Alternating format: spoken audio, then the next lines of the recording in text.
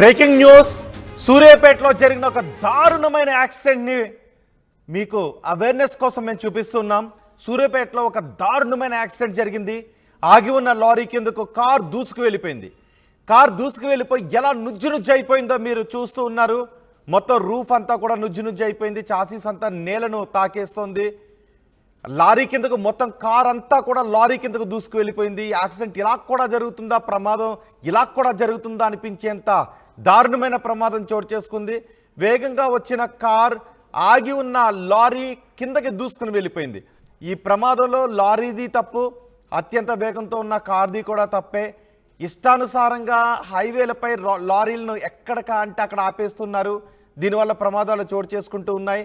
కేవలం నిర్ణీత ప్రదేశంలో కాకుండా ఇష్టానుసారంగా లారీలను రోడ్డు పక్కన హైవే మీద ఆపుతూ ఉండటం వల్ల ఈ ప్రమాదాలు చోటు చేసుకుంటున్నాయి. ఒక్కసారి ఆ దృశ్యాలు చూడండి, ఎంత భయానకంగా ఉన్నాయో. కారు మొత్తం, లారీ బ్యాక్ సైడ్ మొత్తం కార్ అంతా కూడా దూరిపోయింది, లారీ కిందకు వెళ్ళిపోయింది. ఈ ప్రమాదంలో భార్య భర్తలు ఇద్దరు కూడా అక్కడికక్కడే చనిపోయారు. హైదరాబాద్ నుంచి విజయవాడ వెళుతూ ఉండగా ఈ ఘోర ప్రమాదం చోటు చేసుకుంది. ప్రమాదంలో భార్య భర్తలు మృతి చెందారు. ఆ దృశ్యాలు చూస్తుంటే ప్రమాదం ఎలా కూడా జరుగుతుందా అనిపిస్తుంది. వేగంగా వచ్చిన కార్ లారీ కిందకు దూసుకుని వెళ్ళిపోయింది. కార్ మొత్తం లారీ కిందకు వెళ్ళిపోయింది. అంత ఘోరంగా జరిగింది ఈ ప్రమాదం.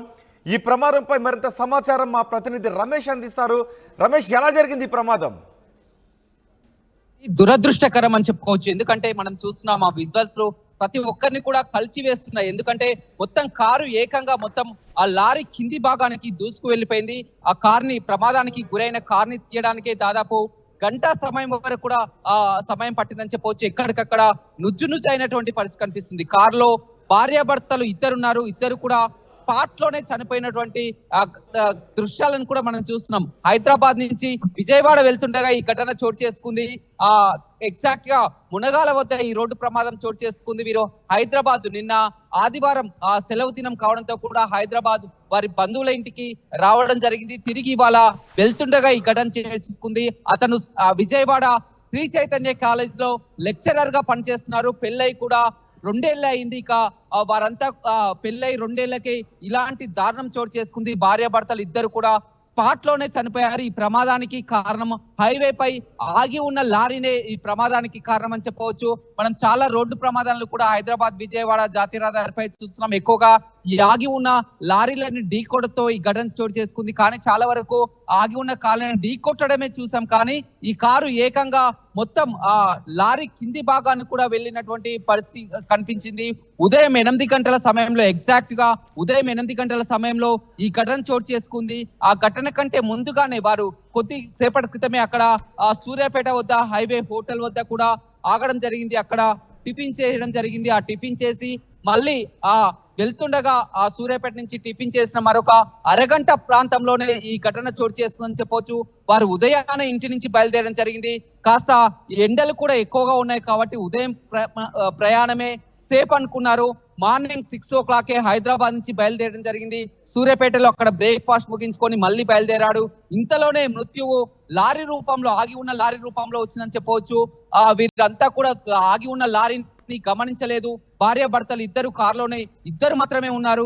వెళ్తుండగా ఈ ఘటన చోటు చేసుకుంది. ఈ ప్రమాదానికి కారణం పోలీసులు గుర్తించినటువంటి సమయం ఆగి ఉన్న లారీ ప్రమాదానికి కారణం అని చెప్తున్నారు.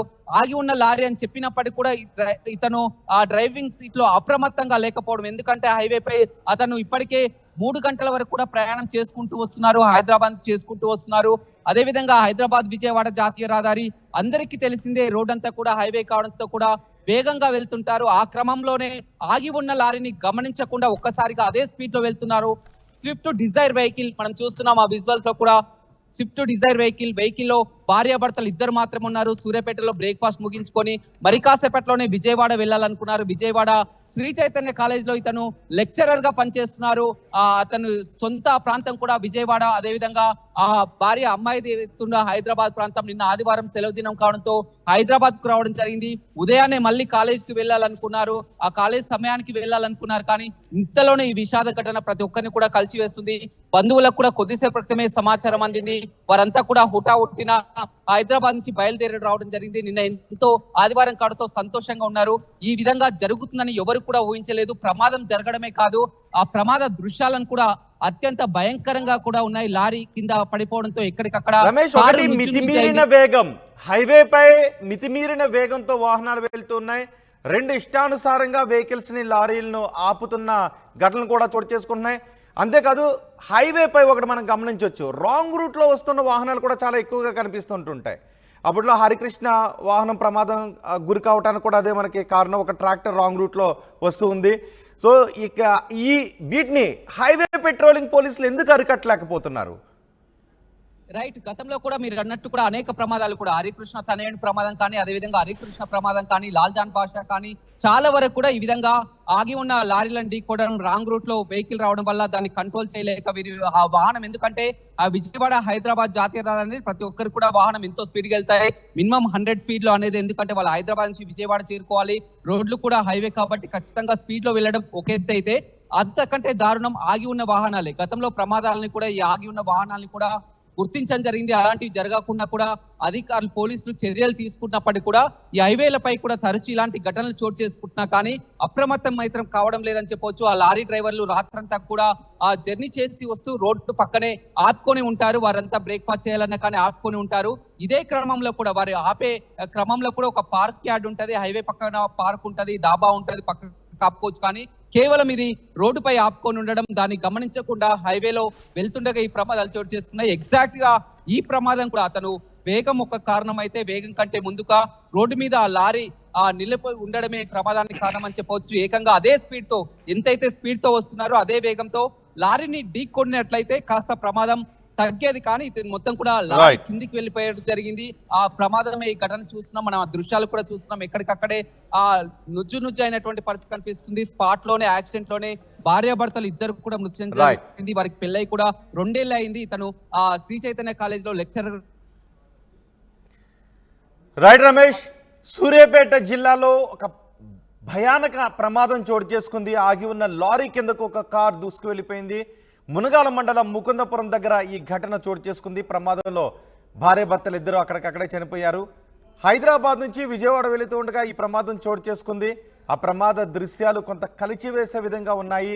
ఈ ప్రమాద దృశ్యాలు మీకు చూపించడంలో మా ఉద్దేశం రోడ్డు ప్రమాదాల గురించి మీలో అవగాహన కల్పించాలి అనే ఉద్దేశంతోనే వీటిని చూపిస్తున్నాం. ఈ దృశ్యాలు మిమ్మల్ని కొంత కలిచివేయటానికి, కలవరపాటుకు గురి చేయడానికి అవకాశం ఉంటుంది. కానీ ఈ దృశ్యాలను ప్రసారం చేయడంలో మా ఉద్దేశం రోడ్డుపై రూల్స్ని ఏ విధంగా పాటించాలి, ఏ విధంగా నిర్ణీత వేగంలో వెళ్ళాలి, రోడ్ రూల్స్ను పాటించకపోతే జరిగే అనర్థాలు ఏంటి అనేది ప్రజల్లో అవగాహన తీసుకుని రావడానికి ఈ దృశ్యాలను చూపిస్తున్నాం.